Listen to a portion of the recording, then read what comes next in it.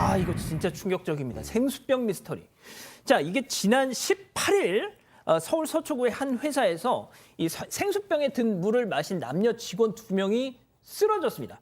자, 그리고 다음 날 같은 회사 같은 팀의 직원이 무단 결근을 했길래 자, 이 경찰이 찾아가 봤더니 집에서 숨진 채 발견됐다는 거 아닙니까? 맞습니다. 그 생수를 맞은 직원 2명이 먼저 쓰러졌고요. 그 같은 회사 직원 1명이 집에서 숨진 채 발견이 된 겁니다. 경찰이 가보니까 집에서 유서는 발견되지 않았고요. 다만 독성 물질이 든 약병이 다수 발견이 됐습니다. 그리고 이 숨진 직원이 사망 전에 사용하던 휴대전화에서 독극물 관련 내용을 검색한 흔적을 경찰이 파악한 걸로 전해졌습니다.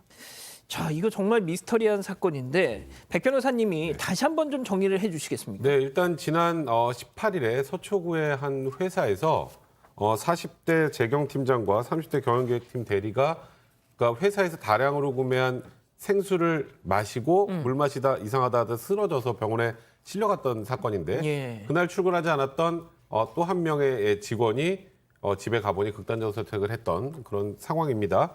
일단 이 생수가요 300ml짜리예요. 좀 예. 작죠. 그러네요. 근데 이게 뚜껑이 열려 있는 상태로 놓여 있는 걸 이 직원들이 마셨다는 겁니다. 아, 이제 그러니까 이제 최초에는 그럼 이 생수 자체가 혹시 문제가 있었던 건 아닌가? 근데 생수 회사에서는 제작 과정에 문제는 없었다는 입장이었고 이게 생수가 이게 따여 있었던 것이기 때문에 네. 무언가 인위적으로 이곳에 좀 독극물이나 이런 걸 넣은 것이 아닌가 누군가가 제3자가 예. 그렇게 좀 의심을 하고 있었던 그런 상황이었습니다. 그렇군요.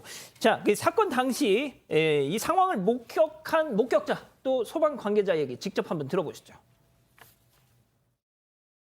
여자가 먼저 남자가 한 명이 내려와서 타고 가고 여자분이 먼저 이제 신고를 해서 이제 출동해서 병원으로 가졌는데 그다가 40명 뒤에 또 이제 여자분은 경련인 거고 남자분은 실신인 거고. 자, 그런데 그 쓰러진 남녀 직원 동시에 쓰러진 게 아니라 약간 시간차가 있었다고 네, 하더라고요. 남녀 직원 2명이 쓰러졌는데 한 30분의 시간 간격을 두고 쓰러졌습니다. 40대 팀장하고 30대 대리인데요. 40대 팀장의 경우는 계속 마비 증세를 보였는데 이 30대 대리 같은 경우는 잠깐 또 회복이 되다가 또 발작하기도 하고 지금 결과론적으로는 40대 팀장은 병원에 있으면 중태 상태이고요. 30대 대리 같은 경우는 지금 퇴원을 했습니다. 그러니까 이제 호전이 됐는데 이 팀장이 지금 위독한 그런 상황입니다. 아, 그렇군요. 자, 이번에는 출근을 안 했길래 집으로 찾아가 봤더니 숨진 채 발견된 그 직원, 그 팀에서 가장 막내 직원이었다고 하는데, 자, 그 직원과 관련된 내용도 한번 들어보시죠. 일부 그런 차가 두 번 왔었어요. 경찰차도 두 대나 와 있었고 형사분들 같으신 분들이 엄청 많이 있었고 과학수사대 남자에서 두 분이 막 사진 찍고 그러시던데.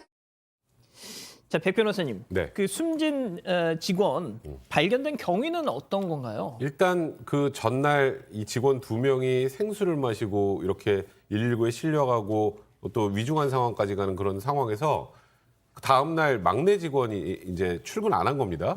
그러니까 혹시 이 직원들 입장에서는 그 막내 직원도 이 생수 관련 뭐 이런 걸 마시다가 그랬겠죠. 문제가 발생한 게 아닌가라고 해서 신고를 했고 그래서 이 쓰러져 있을 수 있으니까 확인해 달라고 이제 경찰에 신고를 했는데 경찰이 가서 확인해 보니 지금 말씀드렸던 것처럼 숨진 채로 발견이 됐다는 겁니다.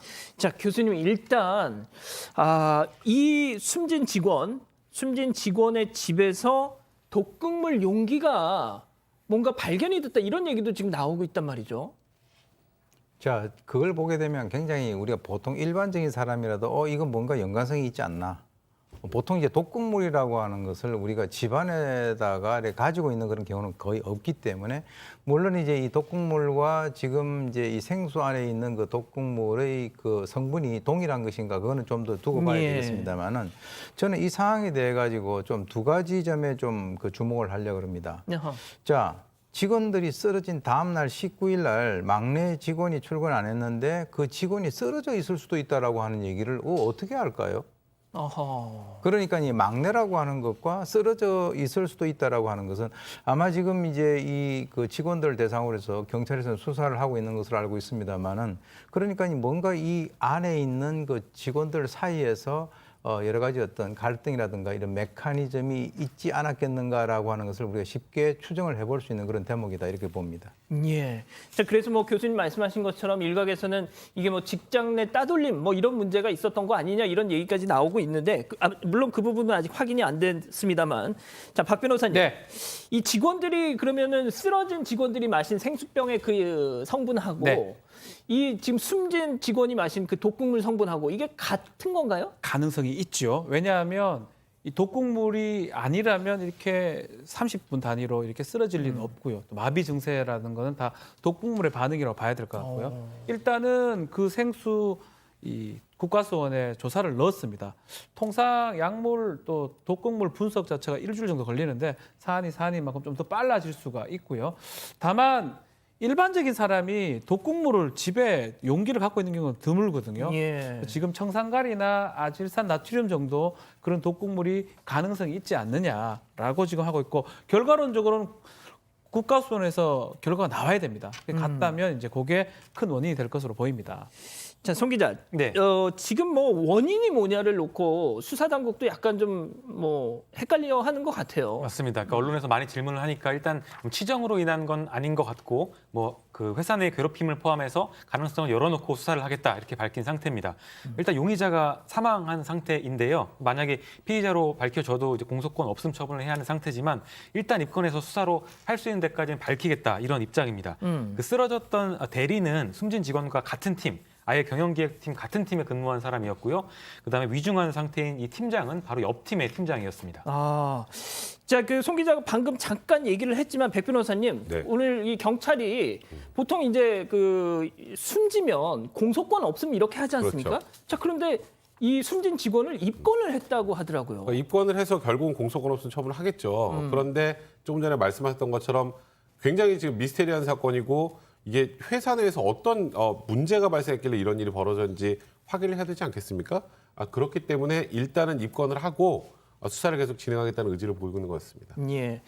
이게 또 2주 전에도 또 다른 직원이 음료를 마시고 쓰러졌다. 뭐 이런 또 얘기도 있어가지고 이번 건과 연관이 있는 거 아니냐 지금 이런 얘기까지 가는데 오 교수님 좀 짧게 말이죠.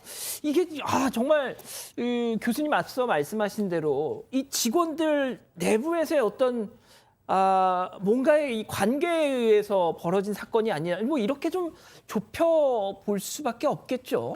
지금 이제 그 보도에 의하면 이 회사 직원 총수가 한 40여 명 정도 된다 그래요. 그래서 이제 안에서는 각자가 이제 하고 싶은 여러 가지 얘기들이 있을 테니까 경찰에서는 전 직원들 대상으로 해서 모든 가능성을 열어놓고 수사를 하는 입장이니까 제가 추정하건대 이 원인에 대해서 밝히는 것은 뭐 그렇게 난관이라든가 어려움이라든가 이런 것들은 없을 것 같고요. 예. 어느 정도 뭐 정리된 상태에서는 그 진상이 나올 것으로 그렇게 기대를 해봅니다.